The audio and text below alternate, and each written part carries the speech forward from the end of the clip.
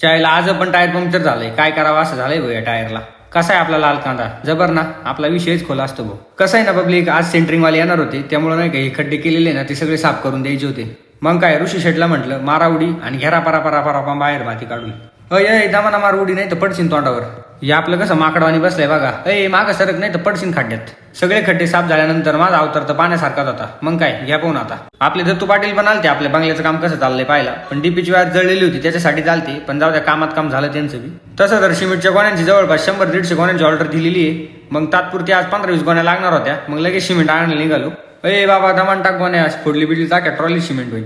Cement load झाल्यानंतर दुसऱ्याच मिनिटात टायर फुटून गेलं भाऊ. काय झालं काय माहिती भाऊ. आणि ज्या दिवशी ते फुटलं होतं ना तेच फुटलं भाऊ परत. दया टायर मध्ये कुछ तो गडबड हे. चायला म्हटलं ट्रॅक्टरचं आयुष्य खराब चाललंय का आमचा दिवस खराब चाललाय काहीच कळाना. नाही हो, माझं आयुष्य खूप छान चाललंय, पण घरच्यांचे काम असल्यामुळे नाही का मला त्यांना मदत करावं लागते. भरपूर जण विचारतात तू काम काय करतो.